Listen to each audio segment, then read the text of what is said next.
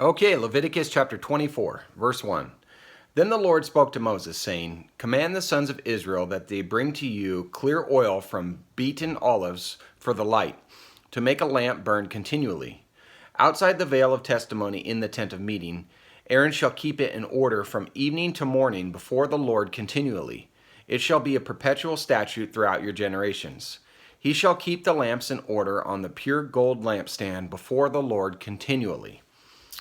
Then you shall take fine flour and bake 12 cakes with it. 2/10 of an ephah shall be in each cake. And just a reminder that an ephah was about 6 gallons. Each loaf was made with 4 quarts of flour. Sounds pretty good to me. Verse 6.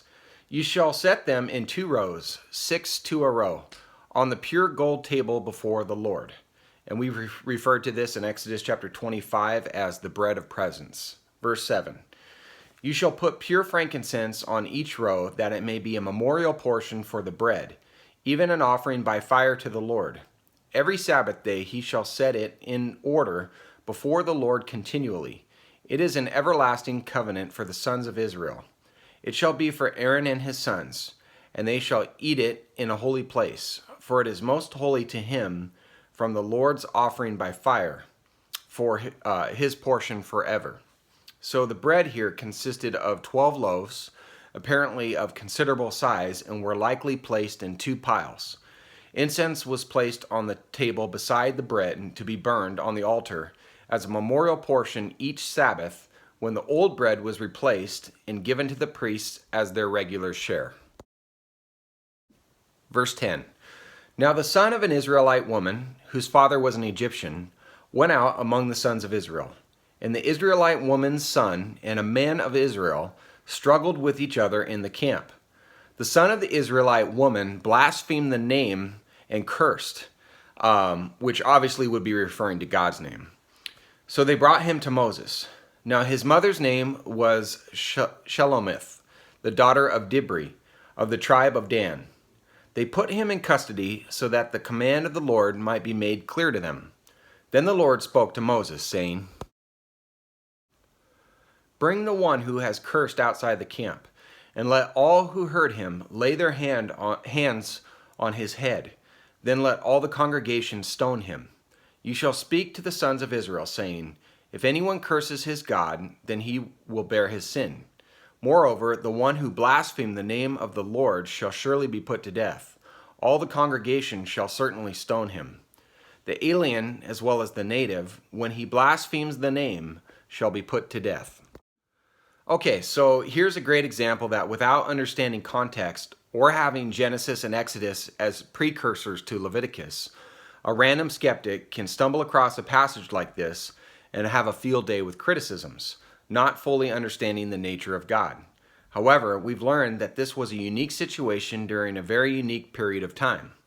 Prior to the coming of the Messiah, who would eventually reveal the full identity of God in human form, including compassion and mercy, there was a curse put on mankind in the nation of Israel due to their rejection of God that resulted in years of laws and rituals, both as punishment and a test. We're in a time frame here in Leviticus where Israel is right in the thick of God's testing and discipline towards them, and God was using them to display to the world the holiness of God, the severity of sin against God, and what was required to follow him. There was very little room for error during this time frame, and God was making it very clear who was in charge and what obedience to him would look like. A tone and standards had to be set, and the Israelites were God's instruments, and this time frame was the time that God decided to make it known. And let us take note at what a severe sin it is to blaspheme the name of God. How many times a day in our society right now do we hear this happening? It's actually pretty frightening. Verse 17, If a man takes the life of any human being, he shall surely be put to death. The one who takes the life of an animal shall make it good, life for life. Verse 19, If a man injures his neighbor, just as he has done, so it shall be done to him. Fracture for fracture, eye for eye, tooth for tooth, just as he has injured a man, so it shall be inflicted on him. Thus the one who kills an animal shall make it good, but the one who kills a man shall be put to death. There shall be one standard for you. It shall be for the stranger as well as the native, for I am the Lord your God. Then Moses spoke to the sons of Israel, and they brought the one who had cursed outside the camp, and stoned him with stones. Thus the sons of Israel did, just as the Lord had commanded Moses. So again, in this time frame, it was instituted that punishment should fit the crime. This type of punishment is known as lex talon, or the law of the talon. It is important to note that God did require witnesses to step forward. In the Sermon on the Mount, Jesus counters the teaching of personal retaliation and states, "You have heard that it was said, eye for eye and tooth for tooth."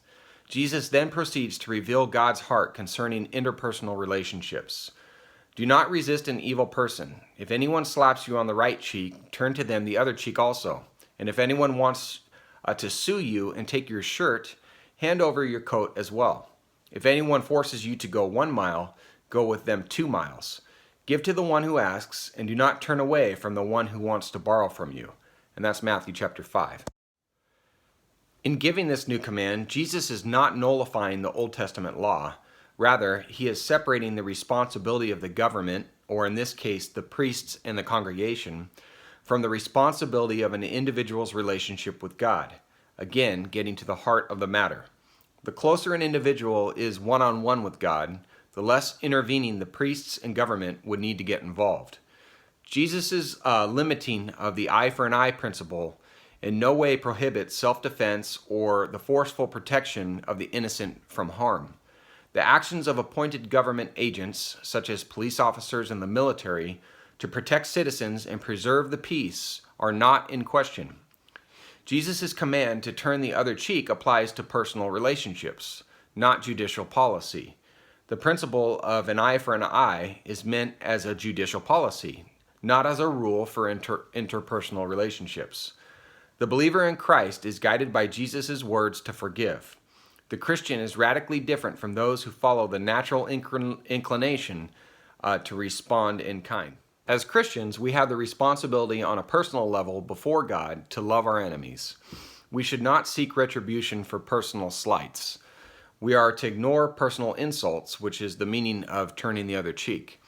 Christians are to be willing to give more of their material goods, their time and labor than required, even if the demands are unjust. We should loan to those who want to borrow, love our enemies, and pray for those who persecute us. Enforcing an eye for an eye is the magistrate's job. Forgiving our enemies is ours. We see this played out today every time a victim stands up in court to publicly forgive a convicted criminal. The forgiveness is personal and real, but the judge still justly demands that the sentence be carried out. So as we comb through the Old Testament, let's be careful to identify the era of time we're reading about, the reasons for the laws and the regulations, and that there was a curse and bondage upon man that Christ came to do away with once and for all, to get people right before God on a personal level. Okay, I know that was a lot, but I wanted to read it. Okay, thanks for being here. We're carrying on tomorrow. God bless you.